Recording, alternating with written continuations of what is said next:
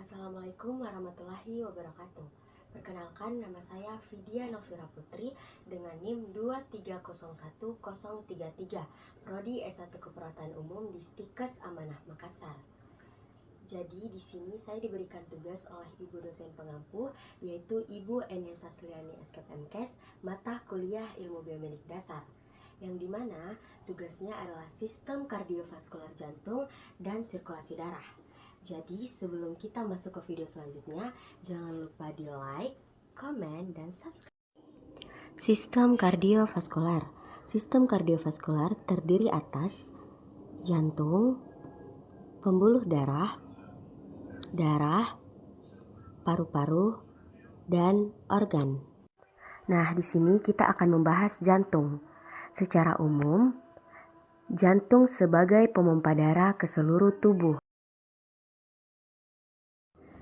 Jantung memiliki 4 ruang, yaitu atrium kanan, ventrikel kanan, atrium kiri, dan ventrikel kiri. Di antara atrium kanan dan ventrikel kanan terdapat katup tricuspidalis, dan di antara atrium kiri dan ventrikel kiri terdapat katup bicuspidalis. Nah, di sini saya akan menjelaskan mengenai sistem peredaran darah. Darah yang mengandung karbon dioksida atau biasa disebut dengan CO2 masuk ke dalam jantung melalui vena cava superior atau vena cava interior. Vena cava superior yaitu bagian dari ekstremitas atas, sedangkan vena cava interior bagian dari ekstremitas bawah.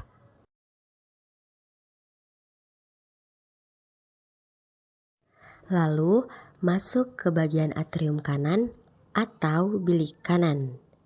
Kemudian darah yang berada di bagian atrium kanan akan masuk ke dalam ventrikel kanan melalui katup tricuspidalis.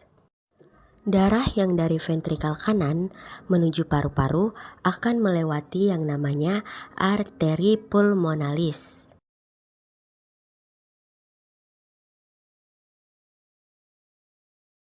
Kemudian, darah yang dari arteri pulmonalis itu mengandung karbon dioksida atau CO2 masuk ke dalam paru-paru. Sehingga akan terjadinya proses oksigenasi atau di mana darah yang mengandung CO2 atau karbon dioksida mengalami pertukaran sehingga menjadi oksigen atau O2.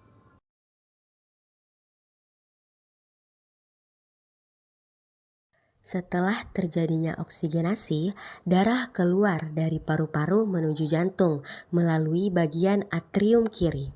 Darah yang sudah masuk ke atrium kiri akan diteruskan menuju ventrikel kiri, melewati katup bicuspidalis. Darah yang sudah masuk ke atrium kiri akan diteruskan menuju ventrikel kiri, melewati katup bicuspidalis. Kemudian dipompa oleh pembuluh darah terbesar yaitu aorta. Setelah dari aorta masuk ke dalam arteri. Setelah dalam arteri masuk ke dalam arteriola. Kemudian masuk lagi ke kapiler.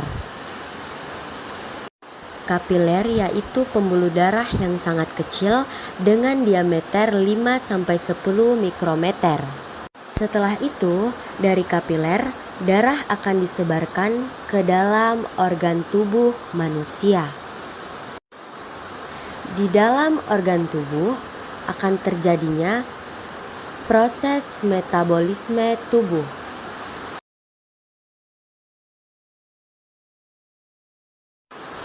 Kemudian, dari metabolisme tubuh tersebut akan terjadinya sistem pertukaran gas antara oksigen atau O2 menjadi CO2 atau karbon dioksida.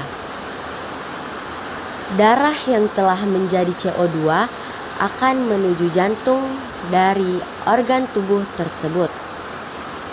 Darah keluar menuju organ yaitu venula ke dalam vena.